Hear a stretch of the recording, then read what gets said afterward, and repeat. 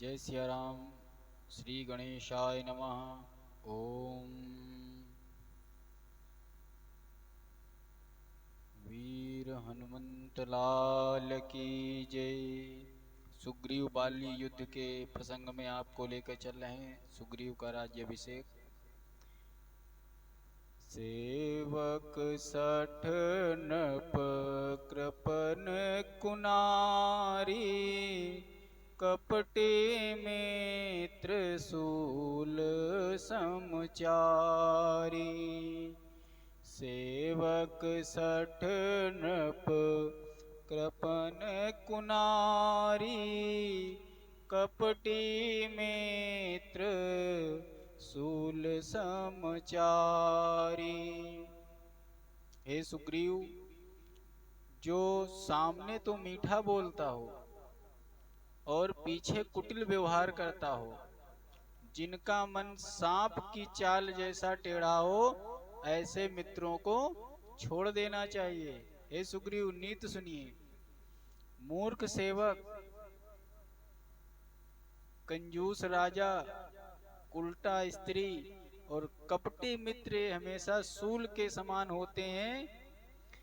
लेकिन अब तुम मेरे मित्र बन गए हो, अब तुम सारी चिंता छोड़ दो, क्योंकि जिसका मित्र भगवान हो जाए उसको भी कोई चिंता करनी पड़े तो बेकार है। जिस राम ने अग्नि के समक्ष प्रतिज्ञा कर ली कि मैं तुमसे मित्रता निभाऊंगा, और मित्रता जब निभानी हो तो वहां पर धर्म अधर्म नहीं देखा जाता है। कह सुग्रीव सुनो रघुबीरा, बाली महाबल अति रणधीरा।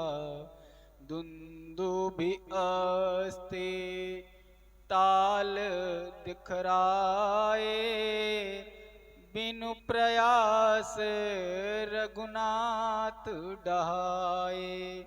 सुग्रीव ने कहा, प्रभु, हमें आपकी मित्रता पर जरा भी संदेह नहीं है, लेकिन एक मित्र का भी कर्तव्य होता है कि वो जानबूझकर अपने मित्र को कुएं में न गिरा दे, खाई में न गिरा दे। ये दुदुम्बी नामक एक राक्षस है, देख लिए, उसकी अस्थियों का पूरा तालाब बना पड़ा है, मतलब ढेर पूरा बना पड़ा है। उसको बाली ने मारा था और ताल के वृक्ष दिखाए। कहते हैं ये जो सातों वृक्षों को तोड़ देगा, एक ही बार में गिरा देगा एक बाण से। हे प्रभु, ऐसा ही वीर बाली को मार सकता है। हम आप पर शंका नहीं कर रहे हैं, लेकिन आप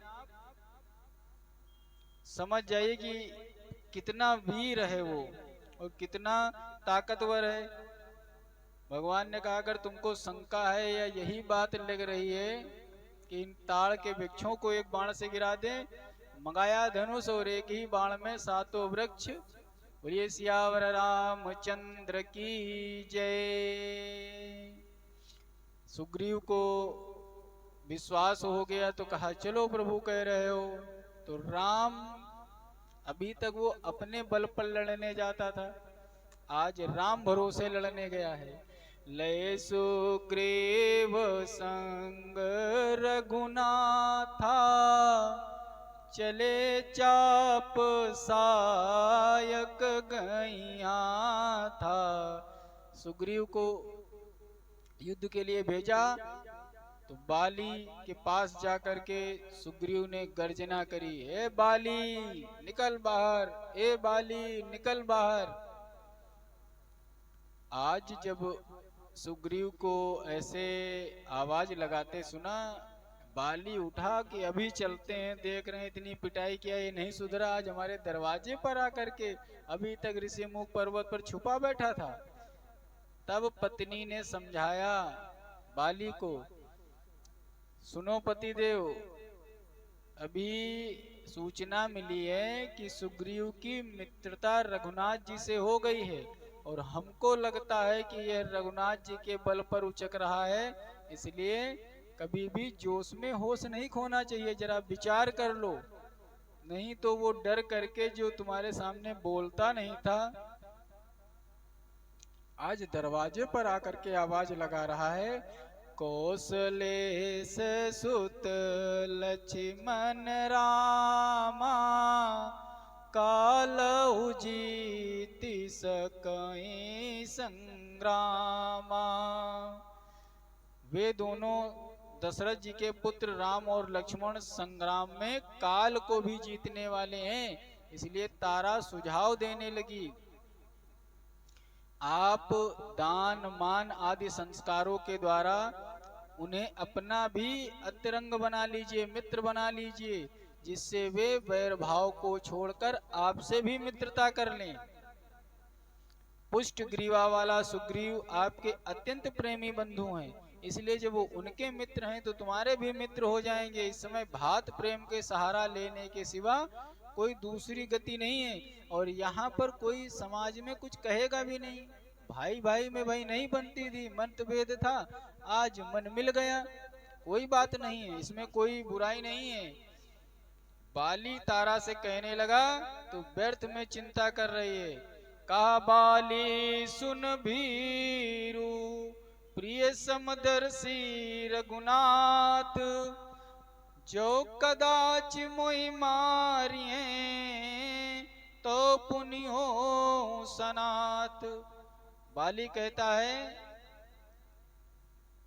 हे भीरू डरपोक प्रिय, सुनो, रघुनाथ जी समदर्शी हैं, जो कदाचित मुझे मार भी देंगे तब भी मैं सनाथ माना जाऊंगा, लेकिन वे अकारण हमें मानेंगे नहीं। तारा को समझाकर बाली सुग्रीव के पास गया और तिनके के समान समझ करके सुग्रीव से भिड़ गया। एक ही घूंसा इतनी जोर से मारा छाती पर, तब सुग्रीव बिकल होई भागा, मुष्टि प्रहार वज्र सम लागा। सुग्रीव को बाली का मुक्का वज्र की तरह से लगा और वहां से भाग लिया। और भाग के आए प्रभु राम के पास, कहने लगे, प्रभु हम तो आपके भरोसे गए थे, कुटवा दिया आपने। हम पहले ही कह रहे थे वो बहुत बलवान है, ना भेजो, जैसी हो पाएगी वैसी मदद करते रहेंगे। अरे एक घूंसा तो हम सह नहीं पाए, अगर कहीं दूसरा हम जा रहे हैं, हम यहाँ नहीं रुकेंगे, हम ऋषिमुख पर्वत पे जा रहे हैं। अरे भगवान कहने लगे, जब लड़ने गए हो तो बताओ, एक रूप तुम भ्राता दो, तेहि भ्रमते नहीं मारऊं सो। श्री राम कहने लगे, तुम दोनों एक जैसे दिख रहे थे, अब बताओ गलती से कहीं तुम्हारे बाण लग जाता। और सुग्रीव की पीठ पर हाथ रख के जैसे ही प्रेम भाव दिखाते हैं, सारी पीड़ा भगवान ने हर ली सुग्रीव की और कहा, अब जाओ। अब जाने को जब कहने लगा, भगवान कहने लगे कि सुग्रीव जाओ, तो फिर सुग्रीव शंका से मुंह देख रहे हैं, प्रभु घूंसा तो दवाई तो लगा दियो, लेकिन फिर उतनी तेज पड़ेगा। तब लक्ष्मण जी से कहते हैं, जरा सुग्रीव जी के गले में एक पुष्प की माला डाल दो,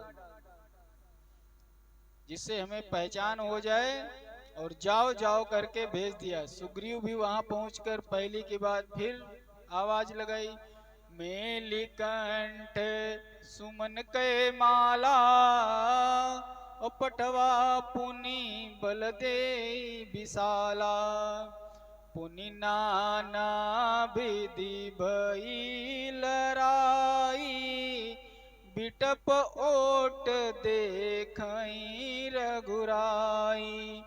सुग्रीव और बाली दोनों युद्ध के निर्णायक बने हुए थे।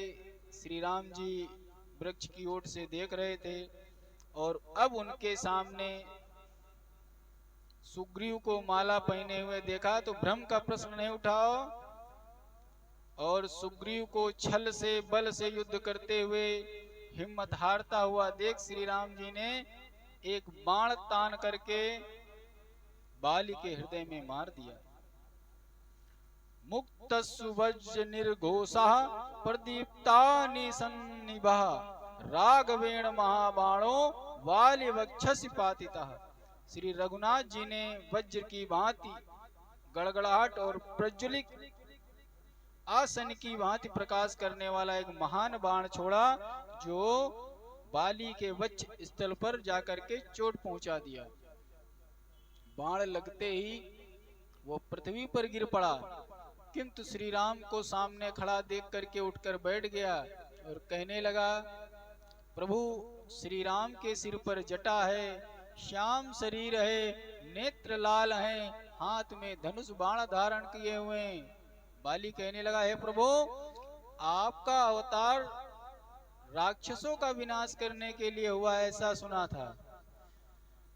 धर्म हेतु अवतरेव गोसाई, मारो मोहि व्याध की नाई। हे प्रभु, आपका तो जो अवतरण है, अवतार है, ये धर्म की स्थापना के लिए हुआ है, परंतु आपने मुझे एक शिकारी की तरह क्यों मारा? बैरी का छल से वध करना, सूरवीर का कर्म नहीं। छुप कर जो मेरा प्राण लिया, रघुवंशी का यह धर्म नहीं। वरदान किसी का नष्ट करें, ऐसा न स्वभाव हमारा है। बस इन्हीं कारणों से हमने यह बाण आण से मारा है। भगवान ने कहा कि देखो, हम लोग सीने पे वार करते हैं सामने से, रघुवंशी हैं, लेकिन अब किसी का जो आशीर्वाद है वो नष्ट नहीं करना चाहते थे, इस कारण मैंने तुमको पेड़ की ओट से मारा है, वरना तुम पहले ही कल ही तुमको समझ जाना चाहिए था कि जब 7 पेड़ गिरेंगे तो तुम्हारी मृत्यु आ जाएगी। जब तुमको चिन्ह लगाए थे कि ये ताड़ के पेड़। फिर बाली क्या कहते हैं, सुग्रीव मित्र है बाली शत्रु, ये कैसा न्याय विलक्षण है। रघुकुल के नायक उत्तर दें, वध करने का क्या कारण है। क्या कहते हैं, मैं बैरी सुग्रीव पियारा, अवगुण कवन नाथ मोहि मारा, मैं बैरी। हे रघुनाथ जी, मैंने आपका कोई अपराध नहीं किया था, और ये सुग्रीव थोड़ा रो गा लिया और आप इसके मित्र हो गए, मैं शत्रु कैसे हो गया? सत्पुरुषों के बीच में आप क्या कहेंगे कि एक निरपराध का वध कर दिया? राजा का वध करने वाला, ब्रह्म हत्यारा, गौघाती, चोर, नास्तिक, चुगली करने वाला, लोभी, मित्र हत्यारा तथा गुरु पत्नी गामी, ये सब पापात्मा बनते हैं, नरक के गामी होते हैं। मैं वानर जाति का, जिसके मांस, हड्डी, चर्म का मनीषी पुरुष स्पर्श भी नहीं करते हैं। वानर मांस सभी के लिए भक्ष्य होता है। 5 नखों वाला मैं आपके हाथ से मारा गया। कहते हैं 5 नख वाले जीवों में से 5 जीव ही भक्षण करने के लिए बताए गए हैं। अनुज बधू भगिनी सुत नारी, सुन 60 कन्या समय चारी। इन्हीं कुदृष्टि बिलोकय जोई, ताहि बधे कछु पाप न होई। अनुज बधू भगिनी सुत नारी, सुन 60 कन्या सम चारी। श्री राम जी कहते हैं, मूर्ख सुनो, मैं जानता हूं कि तुम अभी हमें क्या क्या तर्क कुतर्क करोगे, तो सुनिए। अगर तुम आदर्श की बात करते हो, धर्म की बात करते हो, तो सुनो। छोटे भाई की स्त्री बहन, पुत्र की स्त्री, कन्या, ये चारों पुत्री के समान हैं। इनको छोटे भाई की स्त्री, बहन, पुत्र की स्त्री और अपनी पुत्री, ये सब अपनी ही पुत्री के समान रक्षा करने योग्य हैं। और इन पर जो कोई भी कुदृष्टि रखता है, बुरी नजर रखता है, उसे मारने में कोई दोष नहीं लगता। अगर तुम कह रहे हो कि हम लोग इस जाति के हैं, बानर जाति के, हमारे यहाँ संस्कार नहीं चलते हैं, तब फिर पशुओं का वध करने में फिर क्या दिक्कत है? चाहे छुप के मारो, जैसे शिकारी आदमी, शिकार कर दिया गया तुम्हारा। और तुम कह रहे हो कि तुमको मैसेज नहीं दिया मैंने, हम कारण नहीं बताया।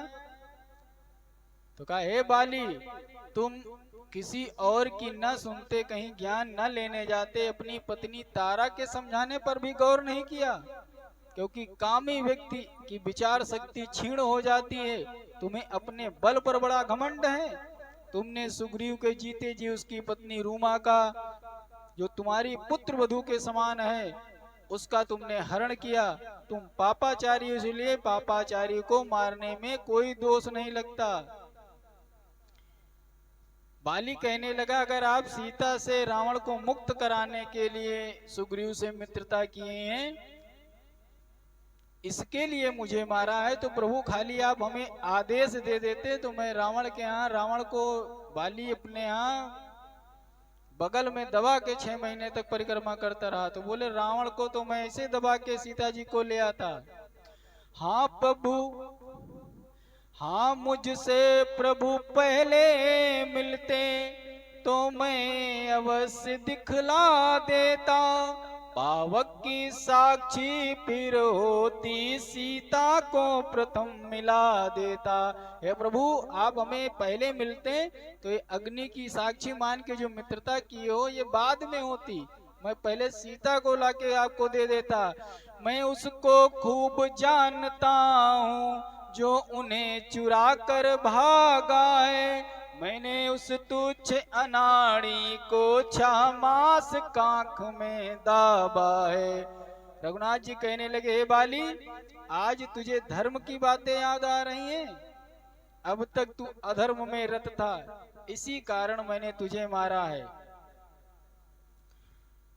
अधर्म कारिणम हत्वा सद्धर्म पालयाम्यहम्, दुहिता भगनी भ्रातुर्भार्या चैव तथा अस्नुषः, समायोर रमते तासाम एकामपि विमूढ़धि, पातकी सातु विज्ञेया सा बध्यो राजभी सदा।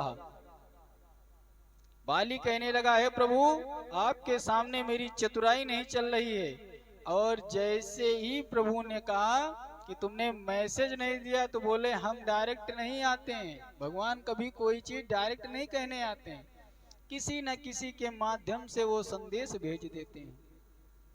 बाली को होश आया कि जो पत्नी और पति के बीच में एकांतिक वार्ता होती है, एकांकी वार्ता, जो राजमहल में रनिवास में तारा ने हमसे कहा था, ये बात श्री राम को कैसे पता चल गई?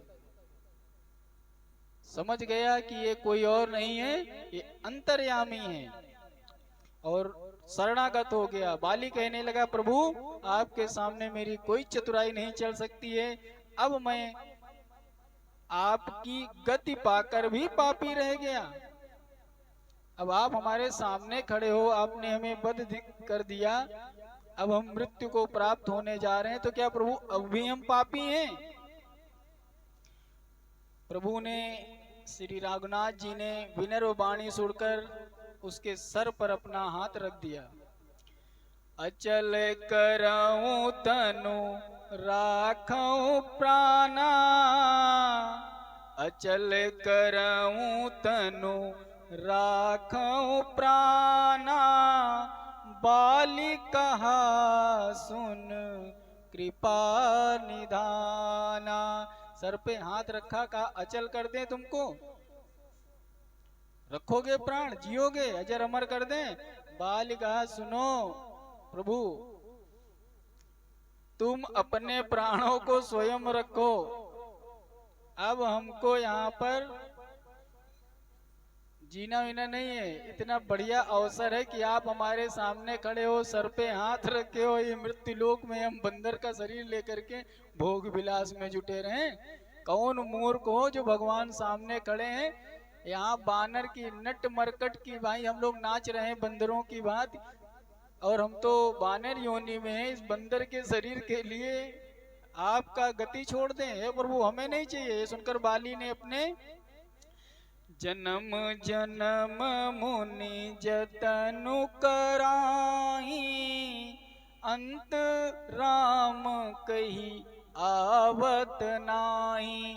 जन्म जन्म तक ऋषि मुनि कितनी तपस्या करते रहते हैं, कितना जप ध्यान करते रहते हैं, और उनके मुंह से राम नाम नहीं अंतकाल में निकलता है। और मैं कितना सौभाग्यशाली हूँ कि मेरे सिर पर श्री राम का हाथ है और मैं अपने प्राण न छोड़ूं।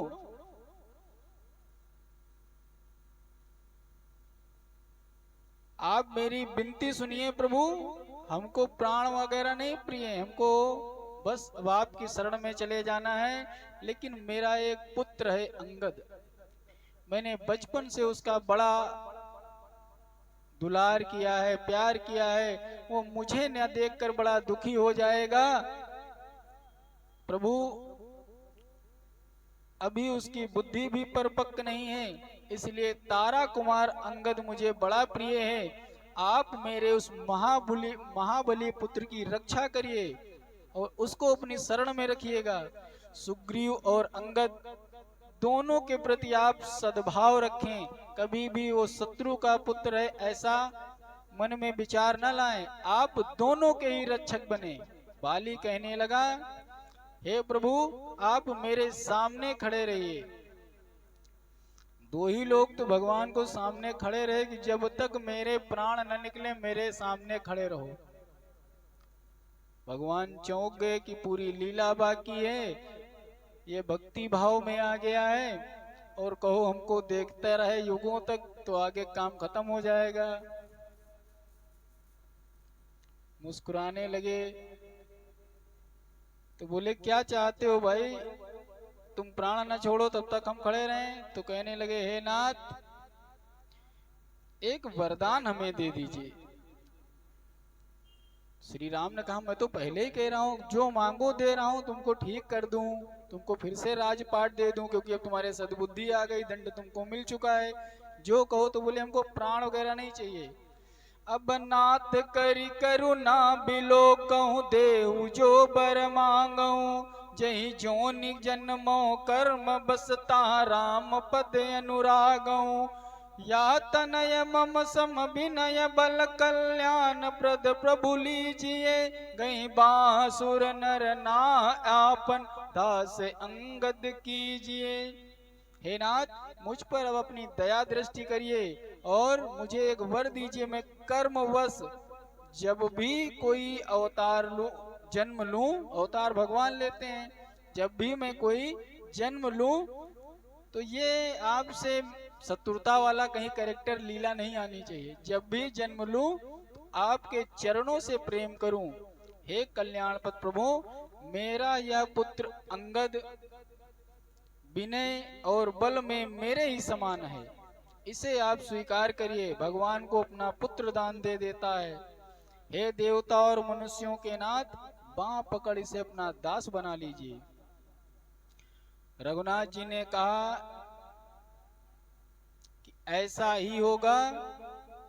श्री रघुनाथ जी से ऐसा कहकर श्री राम के चरणों में प्रीत कर शरीर को ऐसे त्याग दिया जैसे हाथी अपने गले में फूलों की माला को गिरने के समय कोई आभास नहीं होता। कितने आराम से प्राण निकल गए।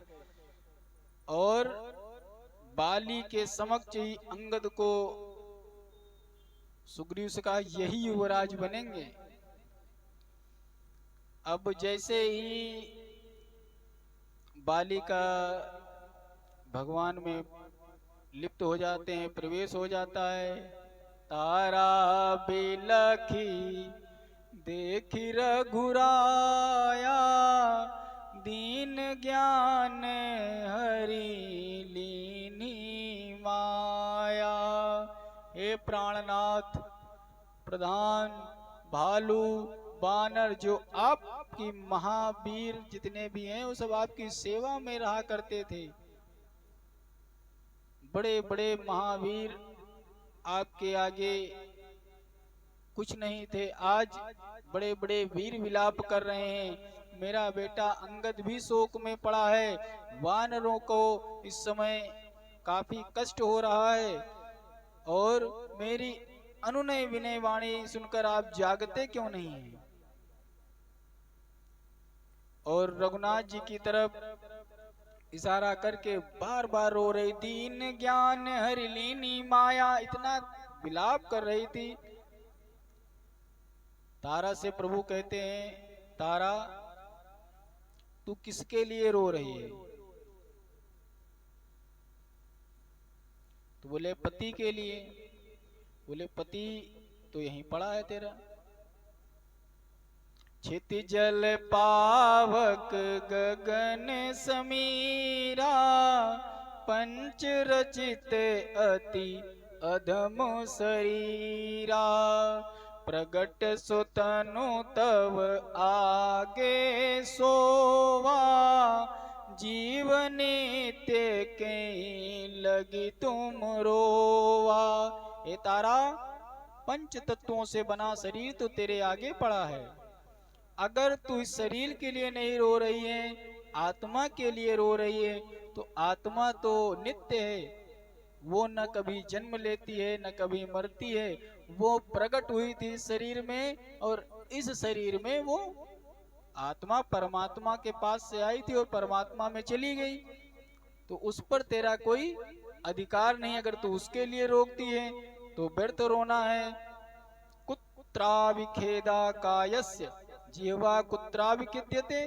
कहीं शरीर का दुख है, कहीं वाणी का दुख है, तो कहीं मन का दुख है। सुख वही है जो आत्मानंद में निमग्न रहता है। हे तारा, जीवात्मा पुराने शरीर को त्याग कर नए शरीर को धारण करता है। वांसासी जीर्णानि यथा विहाय, नवानि गृह्णाति नरो पराणि, तथा शरीराणि विहाय जीर्णान्यानि सन्यानि नवानि देहि। जैसे मनुष्य पुराने वस्त्र त्याग कर नए वस्त्र धारण करता है, वैसे ही जीवात्मा पुराने शरीर को त्याग कर नए भौतिक शरीर में प्रवेश कर जाता है। आत्मा अविनाशी है, अजन्मा है, शाश्वत है। उसे कोई कैसे मार सकता है या मरवा सकता है? गीता में क्या बोला गया? नैनम छिन्दन्ति शस्त्राणि, नैनम दहति पावका, न चैवं क्लेदयन्तापो, न शोषयति मारुता।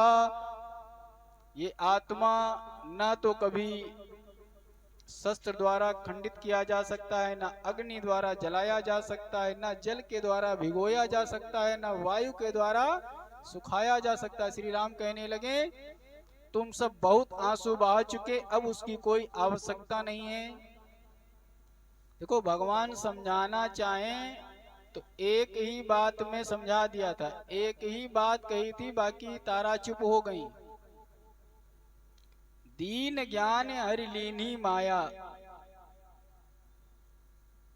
एक दोहा पढ़ा, बाबा ने कहा तारा का शोक दूर हो गया और शांत हो गई, और अपने पुत्र के साथ में भगवान की शरणागत हो गई।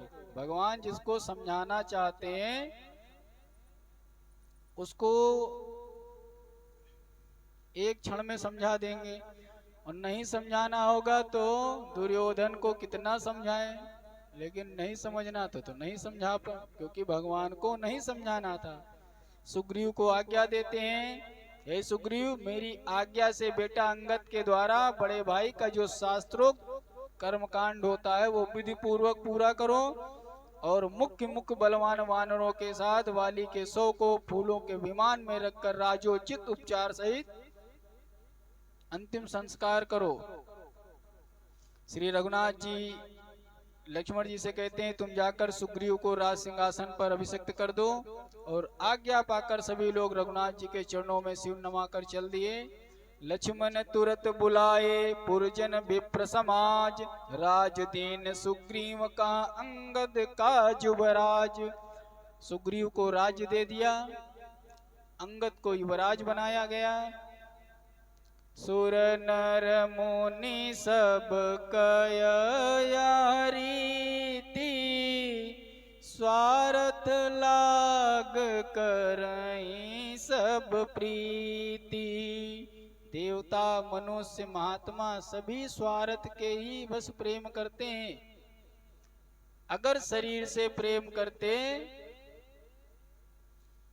तो जब आत्मा जीव अलग हो जाती है शरीर से, तो जैसे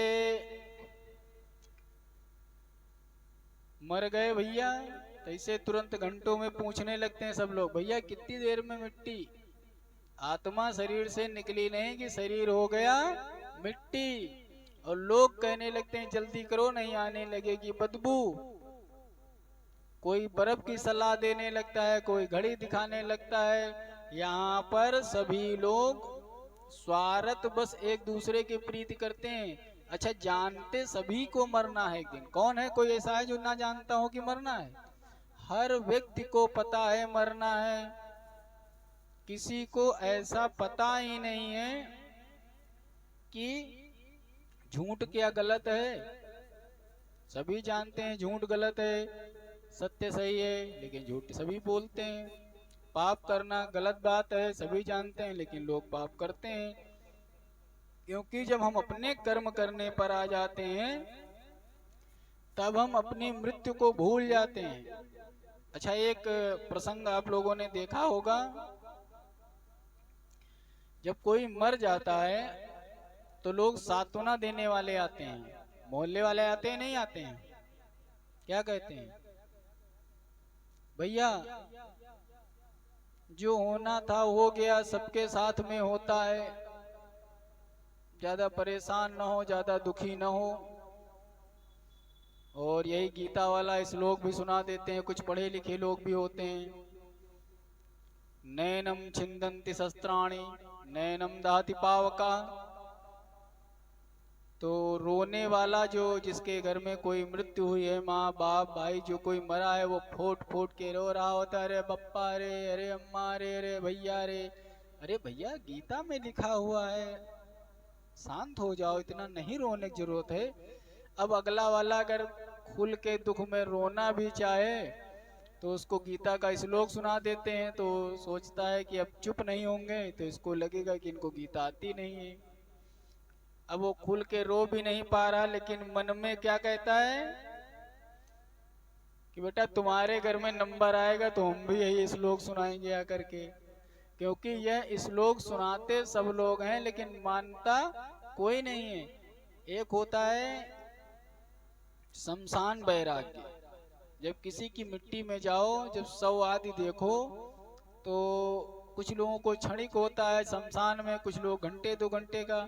तब सारी दुनिया माया मोह लगने लगती, फलाने से ठाए, अरे दादा राम राम, कौन कुछ लेके जाया है? चवन्नी लेके कोई नहीं जाता है, बेचारे कितना हाय हाय किया करते थे, आज मर गए। दुनिया में कुछ है नहीं भैया, कुछ नहीं है दुनिया में। जो आया है वो चला जाएगा, साथ में कुछ नहीं लेके जाएगा। और फोन बजा, हाँ माल उतरा नहीं उतरा, देखो 10 रुपया महंगा दे के देंगे, नहीं तो माल वाल नहीं देंगे। अच्छा, वो बीमा कंपनी की बात करो, इन्वेस्टमेंट की बात करो। जैसे ही जितनी देर में हम लोग यहाँ संस्कार है, अग्नि संस्कार जब होता है तो 1-1.5 घंटे तक शव को ब्रह्म में, वैज्ञानिक भी कहते हैं कि मृत्यु के बाद तुरंत हम लोग यहाँ से 24 घंटे या कम से कम 10 घंटे बाद ही मिट्टी होती है। 10 घंटे के पहले जब प्राण निकल जाए मिट्टी नहीं होती है कोई ना कोई कारण से। तो वैज्ञानिक कारण। दूसरी चीज कपाल क्रिया होती है कि सिर में जो ब्रह्मांड होता है, ये एक विशिष्ट कवच के अंतर्गत मस्तिष्क रखा रहता है, तो कपाल क्रिया जाती है। तो जब पूरा शव जल जाता है तो लगभग जब हड्डियों तक अग्नि पहुंचती है तो वहाँ कपाल में छिद्र किया जाता है एक हरे बांस से। तो 1-1.5 घंटे तक का टारगेट ये होता है कि उतनी देर बैठ करके मौन रह करके उस मृतक व्यक्ति की आत्मा को स्वर्ग प्राप्त हो, इसलिए ईश्वर से प्रार्थना करें और बैठ करके श्री भूत भावन भोलेनाथ का मन में चिंतन करें कि हे भोलेनाथ, अपने गणों से कह दो यहाँ पर कोई यमराज के गणनाएं भूत प्रेत को लगा दो अपने गणों को कि इसकी आत्मा को वैकुंठ प्राप्त हो, क्योंकि उनके पीछे बढ़िया कीर्तन करते जाते हैं तो भोलेनाथ तो मरने वाले के ऊपर बड़ा प्रसन्न नहीं होते हैं। मरने वाले के ऊपर भोलेनाथ क्यों प्रसन्न होते हैं? भोलेनाथ जानते हैं कि जो ये व्यक्ति जा रहा है ये व्यक्ति बहुत धर्मात्मा था, क्योंकि देखो ये आगे आगे सो जा रहा है, इसका शरीर जा रहा है, पीछे सब लोग राम नाम ले रहे हैं। तो जहाँ राम नाम होता है वहां भोलेनाथ बड़े प्रसन्न हो जाते हैं। तो इसीलिए चिता की भस्म को भोलेनाथ अपने शरीर में मलते हैं कि ये बहुत बड़ा अच्छा आदमी था, देखो इसने हजारों लोगों से राम नाम लिवा दिया। तो मरने वाले के पीछे लोग क्या बताते हैं? राम नाम सत्य है, राम नाम सत्य है, सत्य बोलो मुक्ति है, यही बोलते जाते हैं जब कोई मरता है। तो भगवान बड़े प्रसन्न होते हैं कि बहुत बढ़िया व्यक्ति है, देखो ये लेटा जा रहा है लेकिन अपने साथ में कितने लोगों को उपदेश दे रहा है। और जो पीछे राम नाम सत्य है बोलते हैं वो उस मुर्दे को बता रहे होते हैं कि राम नाम सत्य, अरे वो तुम्हारे लिए है, समझो राम नाम सत्य है। तो भोलेनाथ की वहां पर बैठ करके राम नाम जप करना चाहिए। उस वैराग्य में अगर आप घंटे 2 घंटे भी जप कर लो बड़ी परम शांति प्राप्त हो। लेकिन लोग पूछते हैं देखो जाए हो गया, इधर बैठे होते हैं मोबाइल चल रहा होता है, उसके बाद उधर देखते हैं देखो जाके हो गया। हो गया मतलब जानते हो कि देखो सर्वर दिखने लगा, उसमें कपाल क्रिया जल्दी करो, दुकान पे जाने की देर हो रही है। तो इसलिए पूछते हैं देखो हो गया नहीं हो गया, ये देखो जा जल्दी। और जल्दी जल्दी पूछने लगते हैं। कुछ लोग उसमें बड़े जिम्मेदारी वाले आ जाते हैं, जल्दी जल्दी तुम्हारे बांस कटवा लाएंगे, सामान ले आएंगे, जल्दी से इनका काम करवाएं, छुट्टी मिले दुकान पे बैठे जा करके। बोलिए सियावर रामचंद्र की जय। पुत्र कलत्र सुमित्र चरित, पुत्र कलत्र सुमित्र चरित्र धरा धन धाम है बंधन जी को। 12 बार विषय फल खाते अघात न जात सुधार से पी को।